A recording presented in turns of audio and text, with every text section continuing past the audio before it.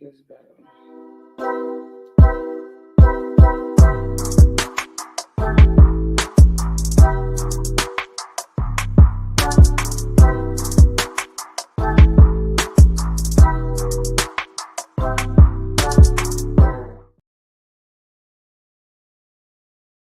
Good morning. Good morning. I'm sorry. Hold on. What is going on? Let's see if we can change this real quick.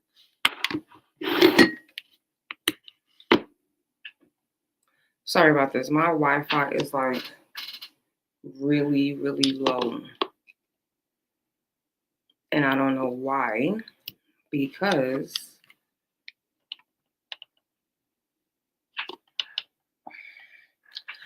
I'm afraid you guys can hear me and hear me well. But it's your girl Tanisha, your name is Inspiration. We're here for our Friday edition of Morning Inspiration with Friends this week. And I hope you are having a great day. I got my coffee and I got me some water over here. Today's going to be a really good, I'm going to show some things. I'm going to introduce something to you all. So I definitely would love if you are not a subscriber, hit that subscribe button. And if you have not, hit that like button as well. I would so appreciate it. It definitely helps with the channel and getting the materials and content. And so that other people like you who are looking for ways to uncover and to discover their hidden talents, their greatest gifts, they will be able to find that. So I do encourage that. So today I want to talk about the hidden talents that a lot of us have. We all have amazing hidden talents. And I think so often we just don't go after figuring out why we have these talents or like what those talents are and how to tap into them. And so over the last couple of months, I have been working on something. And I just want to give people an opportunity to use something that can help them in that discovery of who they are so that they can go out there and do the amazing things that they desire. And I think it's just so fitting because this morning I saw a post and someone was like, why do people think working at HR is so amazing? And the one thing I think a lot of people forget is that there's so many aspects to human resources. And I know for me, like I love training. So onboarding, new hire orientations, those are the things that I get really excited about. You know, I want to help people. I always told my students, especially when I taught like communications, business writing, effective, professional office procedures. I always told my students, I want to share those skills with them so that not only will they get the job, but they will keep the job. And if you're going into something that you're really passionate about and that you truly have like a natural gift and talent for, I feel like it's going to be such a bigger and a better reward for you at the end of the day. So I just truly just want to have that transparent conversation. I just thought about something. I'm about to share my screen, but I'm trying to think. Oh, here it is. Okay. Never mind. I could do it.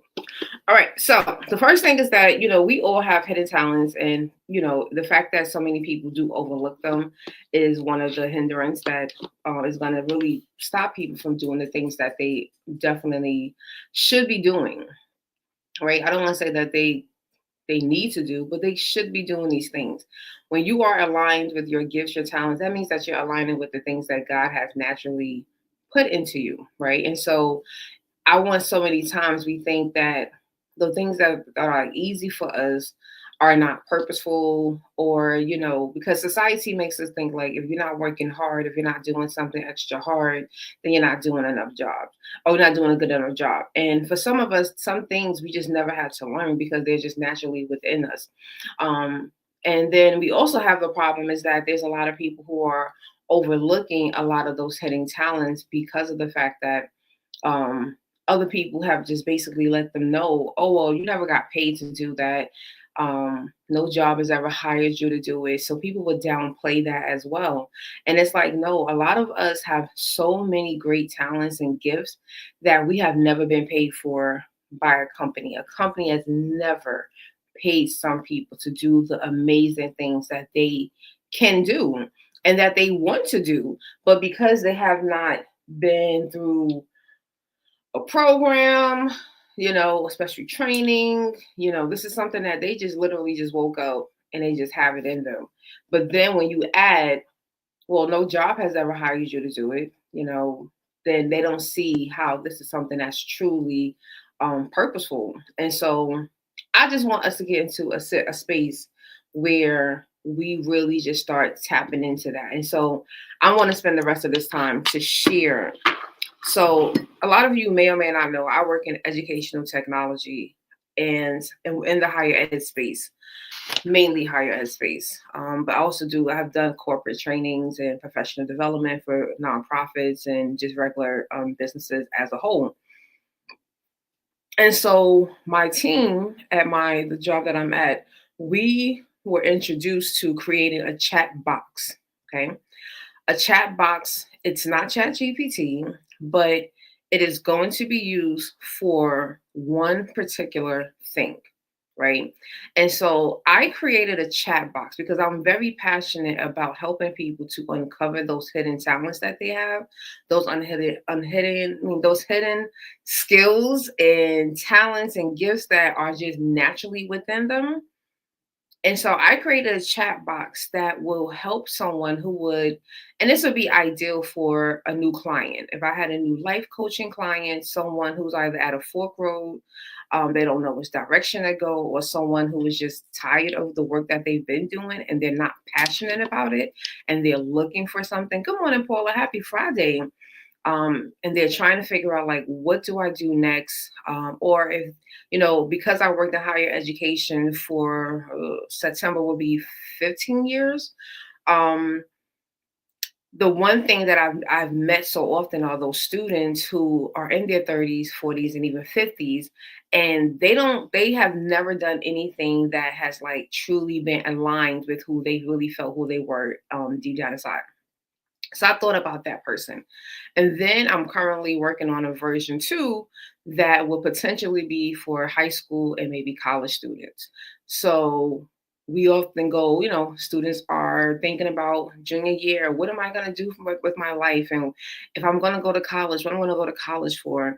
And those things are all great conversations to have. But I would really love if we can, at an earlier age, start to help people to cultivate and start tapping into those hidden gifts and talents. Because I often think about like Dr. Miles Monroe. If you've been watching One Inspiration with Friends, I always reference him. He's one of the few people that I have studied extensively. And one thing that Dr. Miles Monroe has always encouraged is like, especially for parents, trying to cultivate and tap into your children's gifts, talents, and purpose at a younger age. He tapped into his purpose when he was like 13 years old. And thankfully, his parents supported that. So they encouraged him. He started with his ministry through music at 13 years old. And then up until the day he left this earth, he built and he grew that ministry even more. And I love that. And I think so many people could benefit from a lifestyle like that if we were to tap into that, and not just sports, right? Or not just, encouraging to be another rapper, which is no shade because I used to work in the music industry. But there's just like so many of us have super amazing gifts and talents that are deep down inside. And especially a lot of the things that we thought about as children, that things that we dreamt about as kids that get pushed to the wayside. So I want to just give you that context before I share, because I'm just going to share where I created, I filled out the chat box as if I was Tanisha in 2010. Yeah, 2010 Tanisha. That was prior to me starting teaching, going through a life crisis. My boyfriend had moved out. I am now working at a nonprofit where I'm making less than $40,000. This is the reality that I was living in 2009, 2010. And now I need to figure out how to make more money. Like I'm in survival mode. How do I make more money so that I can pay my bills, right? That was just the only key. I didn't care if I was working at Macy's, Target. At this time, downtown Brooklyn was rebuilding and it was building up Atlantic Center Mall. I was applying to every single store, trying to do overnight, like going back to McDonald's. When I worked in McDonald's in college, I actually ran into my supervisor. Like, I was just like, God, I just need more. And God kept sending my best friend to come into my life. And she was like, hey, you should be a teacher. And I'm like, no, like, I don't want to be a teacher. I never wanted to be a teacher. Um, I did not have a desire to work with children because, again, when you're in your 20s and you're thinking about teaching and education, we only think about K to 12. We always forget that when we were sitting in those college courses, those people who were standing in front of the classes that we call professors, those are also teachers, right? And I think so many times we do forget that. So I'm like, what teaching? I'm like, and she was like, no, no, no, because my best friend at the time, she was an adjunct professor. She was like, no, become an adjunct, just get a class. The extra class will be really good extra money for you. And I think you would enjoy it. I was totally against it. So when I filled out this hidden skills um, simulation chat box, I filled it out as if I was Tanisha at that point, not the Tanisha today, and not even the Tanisha that started teaching. So let me share my screen. Like I said, already did this, so this should be a lot easier. Let's hope. Okay, here we go. All right. So I cannot see the chat, but I am going to try to forward things as fast as possible. So this is the hidden skills simulator. So if you were one of my potential clients, when you were to come to me, you are going to get a link and you will basically have to sit down. Best option is to sit at a computer to answer these questions. These are questions that I always encourage people to really think through, right?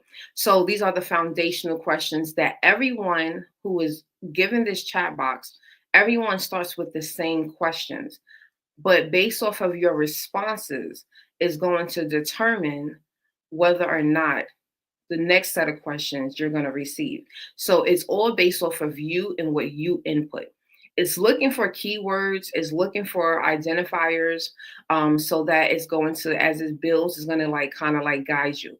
So the four questions that, at least for me, has always been important. What do you think that you're good at doing, whether you've been paid for it or not? Again, I always emphasize that because many times the things that a lot of people are really good at that they need to be doing are things that they have never been paid for. For instance, I never saw myself as a teacher, I never saw myself as a trainer, but every time that I went to a new job, every time that I was on someone's job, I was always found myself into a training position. My position was never a trainer, no new hire trainer, none of that. But it was something. Even back when I did my internship at Rockefeller Interscope Burgers, same thing. I trained every intern that came in, and I was never paid for that.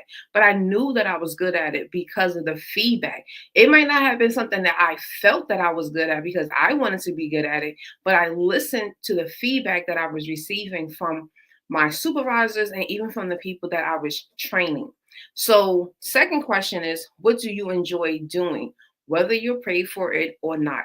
Again, there's a lot of hidden gems in the things that you truly enjoy doing. And when we think about enjoy doing, that means you just can get up and you can just do it. You don't think about it. You feel so amazing. And these are not like just like household chores and stuff like that. And even that, because again, we have seen people build businesses around cleaning homes and organizing. So these are not far fetched. It's just about your mindset and how you can go about it. The third question is, what have other people told you that you're good at? Again, as number one, the first one, my supervisors was telling me. Or what do people often call you for help with? Okay. The last one, what did you learn? What did you dream about as a child that you cannot let go of? So those are the four questions that anyone that is going through this particular chatbot is going to have to answer and is going to guide them through that. So I'm going to show you my responses so that you can get an idea. Sorry, I was talking in this video. This is actually a video, if you can see. So, all right. Okay, so here it is. So I am good at writing, researching, using technology, and this is all true. It's like I do know the things that I was good at, identifying problems and coming up with solutions, showing people how to do things. I enjoy singing, dancing, researching, creating order, helping people figure things out.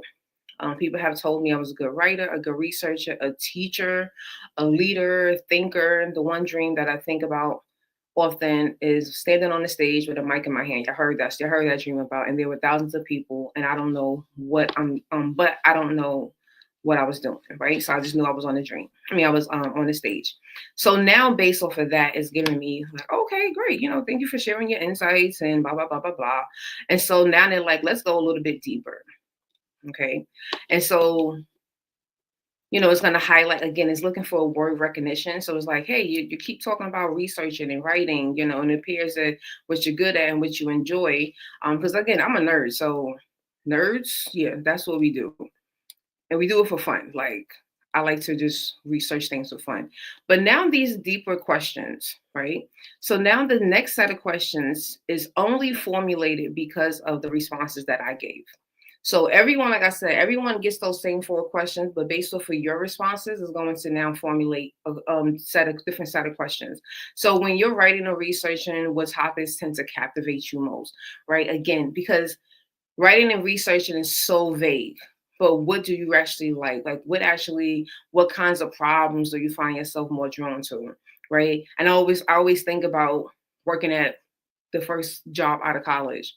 Oh, I walked into a big problem, right? And I wanted to solve that problem. And those moments when you were helping others figure things out, what did you notice about how you feel, right? So it's tapping into all of this. So those are my next set of questions. So again, in this one, you see, I have like a more in-depth response, right? And so again, at that time in my life, I was doing things like when I was at my first job out of college, a part of my job ends up being teaching the entire Northeast region the new software. And I had liked that. Like, I really enjoyed researching it and then teaching people how they could use it. That really excited me. But I didn't want to be a teacher. I didn't want to be a trainer still. I just like that aspect of the job. I enjoy writing papers, nerd, short stories, poetry, especially back then. I wrote a lot of poetry. I used to write more, but not so much recently. I tend to try to solve this organization mostly. And, so I'm like really trying to give as much information as possible. I think the last sentence is, I mean, I can think of things that I have ideas like I want to educate people on how to manage their teams because was pretty much the last thing I enjoyed teaching, and which was true because when I had gotten laid off from that first job out of college, that's what I was really trying to go into management consulting because I saw a disconnect as a new manager of what I wasn't being supported in. So that was really like a problem that I identified and I wanted to go out there and to solve. And that was in my early 20s. So again, I'm really trying to like give you how, if you were someone that was sitting here, like how you should be answering those questions. And so now, is this the report? I think this is the report. So now, based off of that, is going to give you um, some suggestions. So some people with your combination of skills become thought leaders who transform how organizations approach teamwork, consultants who help companies implement better systems while training their teams, authors, speakers who share frameworks for productivity and team management, educators who develop innovative approaches to learning and organizational development. So, based off of everything that it got for me, it's now letting me know, based off of some of these skills, these are the things that some of these people have done. And like I said, when at that point, 24-year-old Tanisha is able to look at that and be like, dang, I wanted to be a consultant because again, I saw what I experienced at that first corporate job, right? And I wanted to, I can only imagine this was a Fortune, what's that? I don't know how they do it, Fortune 500 company. And if you are that disorganized with no systems, I can only imagine how many other companies are like that, that have departments that are operating like that. Right. And so it does go on and it asks me, what resonates with you as you reflect back. Okay. So I said, wow, what is funny is that my best friend keeps telling me I should become an adjunct faculty, but I don't know anything about that. But you are saying and using terms like educated to describe me. That is weird, but I understand. But I have been told I would write books, but again, I don't know about what. Like I've been told since elementary school, Tanisha, you're gonna be an author, you're gonna be writing books. And I'm looking at Mr. Brown like, Mr. Brown, what are you talking about? Right? And I had some poetry published in high school. I'm just still unsure about being a teacher, right? Not sure what I could even teach. And that is true. At that time in my life, I had no clue what it was that I could potentially teach. And so here is starting to looking at the patterns in your life. So you consistently shown talent in writing since elementary. You naturally help improve systems and process. You find joy in transferring knowledge to others. You've been recognized for leadership and teaching abilities. You have a gift for researching and implementing technology solutions, and you enjoy creating order from disorganization. Those are apparent skills. And these are things that I think so many times people just need. The other thing that it does, so here it gave me, so what might you teach? Because I'm telling it, I don't know what I can even teach. So they're like, you can teach organizational systems, effective management, team management approaches, how to research and implement new technologies, writing and communication skills, change management, and process improvement. Now, what was one of the first courses that I started teaching when I started teaching? Organizational behavior, right? So again, I wish that I had something like this back then because it probably would make my process a lot easier, right? Again, if you're a kind of person that can talk yourself out of things, even though you have concrete proof that no, this is something you really should think about, this is the kind of chat box. Like this is what I would love to work with my clients because giving them the opportunity to have another objective perspective is going to be helpful for them. And they're able to now come to that coaching session with a blueprint because what ends up happening at the end, and I'm just going to move forward, it takes you through a plan, right?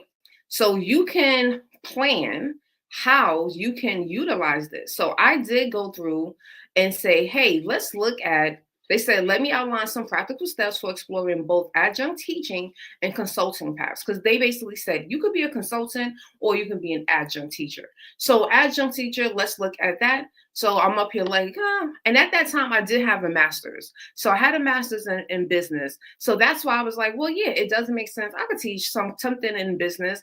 And I just didn't know what until I got the offer. And it was like, well, we got introduction to business. That's just like kind of going over a little bit of everything. We got accountant. I was like, no, not accounting. That's not my strong suit. But I could do organizational behavior because I appreciate those things. And then it goes through the things that you would need, right? So most colleges required at least a master's in the field. And at that time, I did know that because my best friend did tell me because she also didn't have a degree in education. So it goes through that whole process. So what ends up happening, and even for like the consulting side, you start seeing like the service design, and you're like, oh, I could charge this, I can charge that. Like you start getting ideas so that when you do sit and sit with me as a client, as a non-high school college student, and now we can say, okay, this is a game plan that we can go with and we can now start to explore. Same thing with the education. Now it's going to tell you the things to start preparing for. So I remember when I was researching becoming an adjunct for the first time back in 2010, I had to create a teaching philosophy statement. I'm going to be honest. I think I've only used that thing like 2 times. I think it really depends on which school you teach at. Some schools, they don't care.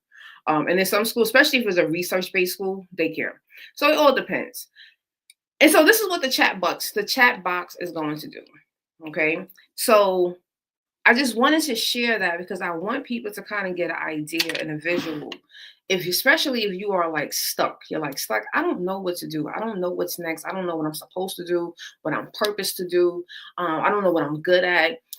You have to have an honest conversation. You have to be honest with yourself about that. So that's the number one thing. And I think I'm gonna add that like in the beginning, because I can go back, I can edit this and just make it better. But I will like tell people at the beginning, like, be very honest with yourself. Think about every aspect, every conversation. Nothing should be left off the table, right? And then you're able to kind of like because the ultimate goal is to have some type of suggestions from the chat box, from the chat bots. I keep saying chat box, chat bots, and now can come to me and say, hey, this is what it said, whether you agree with it or not. We can do the work together to get you to that mindset.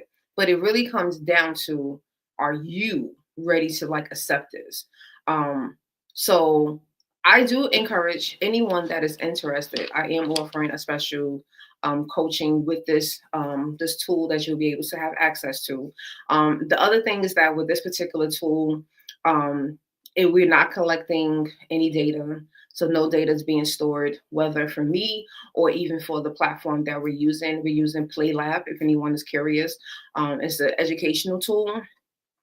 And the other thing is that anyone that does like submit, is everything is anonymous. I don't know. Like if I gave it to 25 people, I would not know who those 25 people were. As you would notice, it doesn't even ask you for your name, right? Because we don't, that's not important. The important part is to get you to filter out all of this information and then kind of give you a map of what you could do next. And then so that would be basically, so how my coaching program will now work is that anyone that wants to work with me on a one-on-one basis is that they will do this, and then we would start the coaching, and then we would start to like build from that. Because I think that's the hardest part that I've always had, is just like trying to like pull things out of people, whether it's, a 30-minute session, is 3 weeks together, 3 months together. This will kind of like filter out all of those conversations.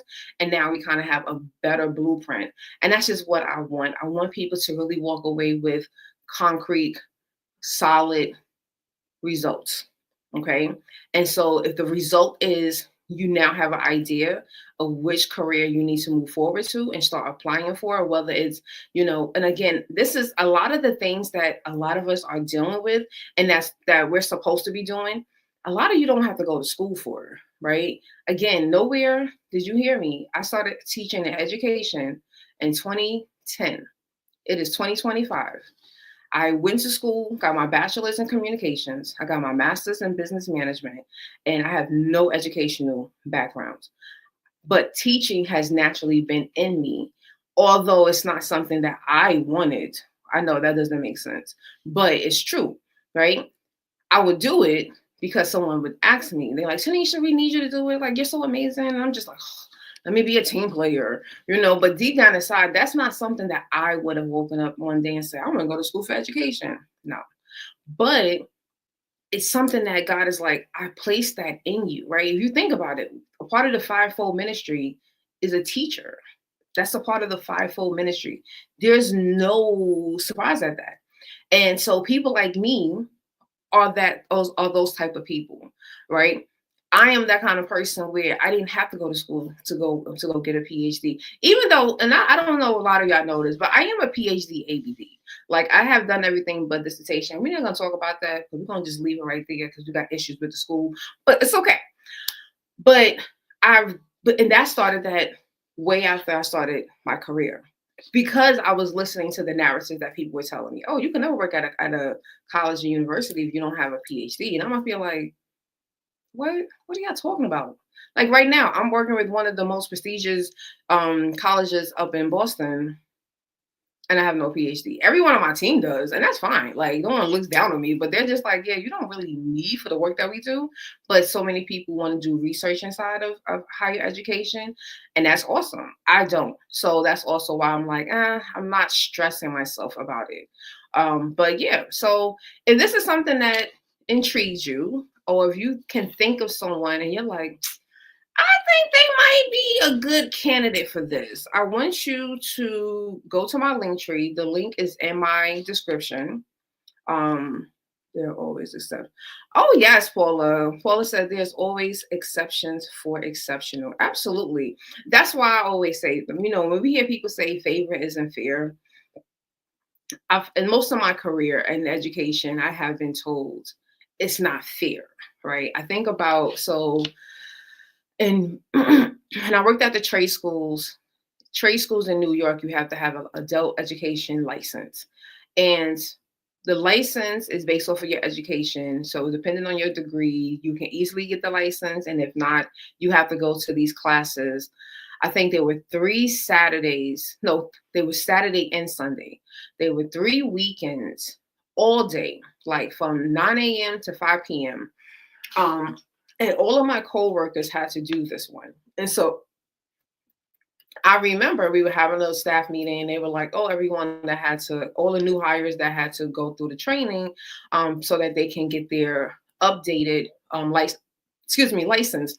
And so other people were like, well, why doesn't Tanisha have to go? Why doesn't Ms. Williams have to go? And they was like, oh, Ms. Williams has the qualifications, so she does not need to go.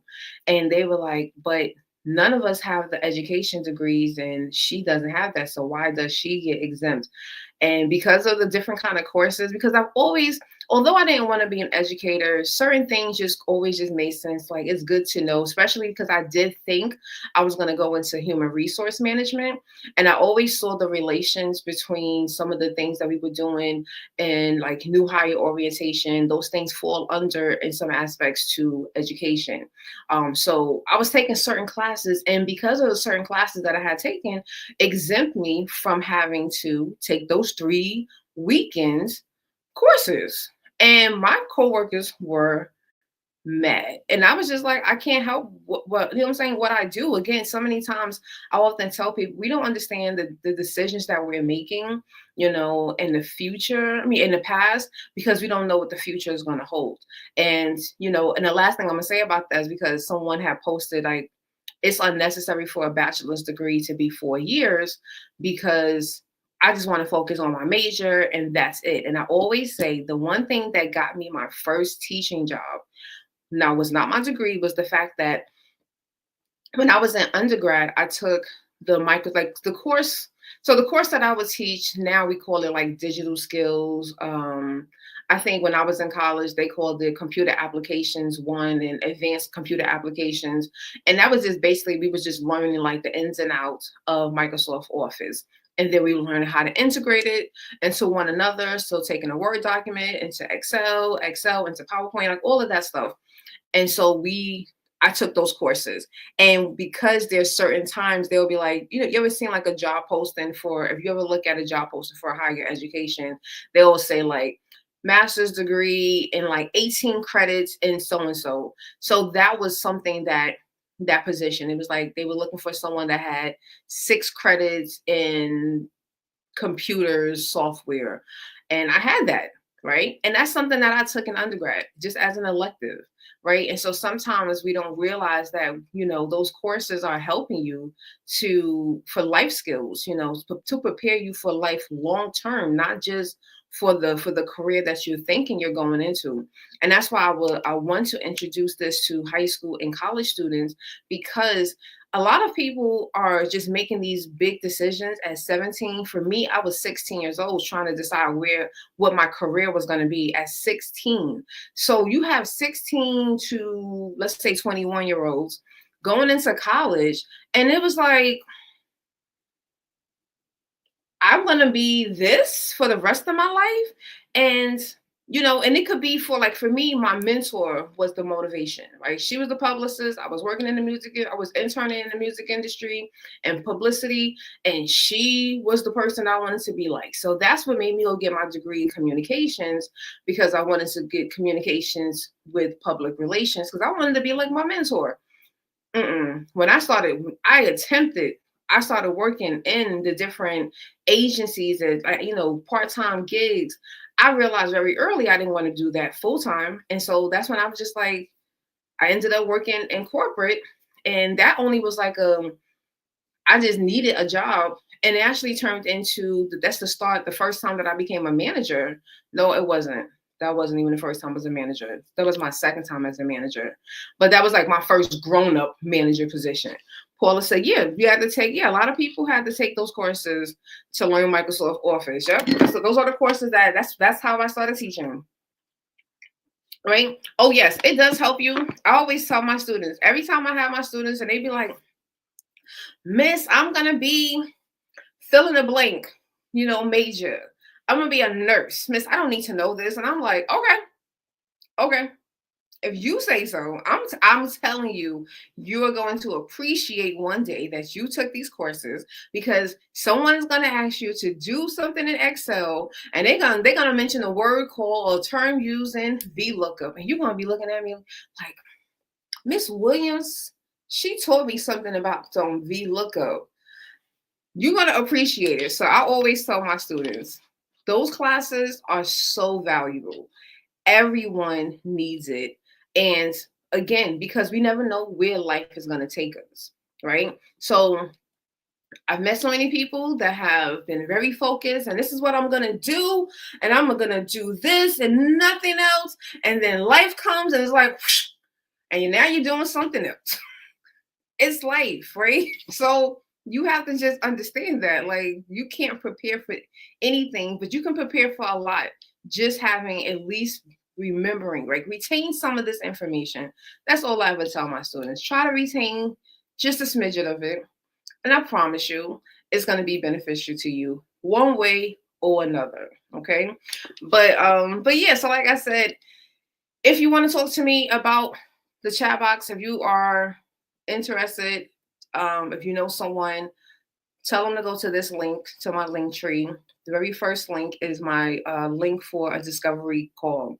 Book that discovery call. Let's have a conversation before we do anything, and then if we decide to move forward, you will get access to that, and then we will work together. So this is going to be a very special coaching program and package for those individuals. And my ultimate goal is to go to like workforce programs and to, present this to them and help those people who are going through those kind of programs to kind of get aligned with the right path. Okay. And then ultimately, once I finish the student version, to now go to those high schools and those programs that cater to high school students and college programs, to also help them to make better decisions. Because again, the earlier that we tap into this 10, at least in my opinion, it would be 10 times better. And being an educator for so many years, I've met more students that did not want to be there, right? And they had no desire, they had no talent, they had no gifts, they had no desires to do any of this. And they're just doing it because someone told them to do it, or someone, like nursing. I feel like nursing is becoming one of those fields that a lot of people are running to. I want to be a nurse, because they're thinking about traveling nurse, and they're hearing people talk about the money, but they don't have a desire for patient care. They don't care about the patients, okay? That's the problem. I have a big problem with that. Do not go into, especially when you're dealing with other people, especially when you're dealing with people. Don't do it, right? Same thing with educators.